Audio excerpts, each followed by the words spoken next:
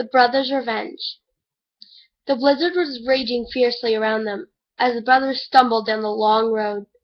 They were miles away from any farm, and they knew they had to seek shelter or freeze to death.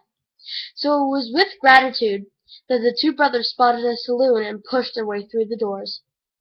Every eye in the room turned upon them, as the boys ordered coffee with the last of their money. As the bartender went to fetch the hot drink, most of the regulars returned to their conversations, but one man continued to stare, a massive butcher with a mop of red hair and a long red beard, who was the worst for drink.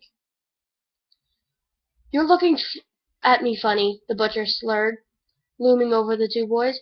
"We weren't looking at you," said the older boy. "We were just warming ourselves by the fire." "Are you calling me a liar?" he shouted.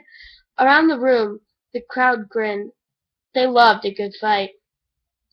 "We didn't say that," said the older boy quickly, waving his hands and accidentally striking the butcher on the arm. "That did it." The butcher grabbed the boy by the collar. "No one hits me and gets away with it," he roared, and threw the boy headfirst in the huge, raging fire in the hearth. There was a moment of stunned silence in the saloon, and then the elder boy screamed in agony as the flames engulfed him from head to toe. The younger lad shouted in terror. The older boy stumbled out of the fireplace as the little brother tried to beat out the fire with his small hands. The butcher loomed above them, grinning evilly, as the flaming boy lost consciousness, his screams slowly dying away. "Your turn," the butcher said to his brother. The young boy gasped in fear and fled for his life into the raging snow. The boy's little frozen body was not found until the spring. One evening, a decade after the death of the two boys, a burly man with a long red beard came strolling down the road, the one who killed the brothers. The butcher had heard rumors of a ghost, but had discarded them as a bunch of bullshit and tavern talk. As he strolled down the road, he became aware that a silence had fallen. In the odd silence, he heard the footsteps of a large animal.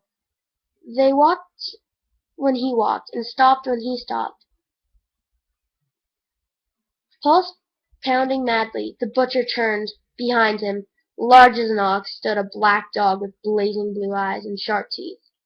The butcher had seen those blue eyes once before, gazing at him from the face of a young boy trying to save his burning brother. The black dog growled softly and took a step forward. The butcher whirled around to flee and found himself face to face with the tall figure covered from head to toe in flames. The burning boy reached out toward the butcher with his hands withered and blackened by fire. The butcher gave a terrified scream and fell, blood gushing from his eyes and nose. He was dead before he hit the ground. To this day, the black dog and flaming figure still appeared in that place to harass travelers and speed them on their way.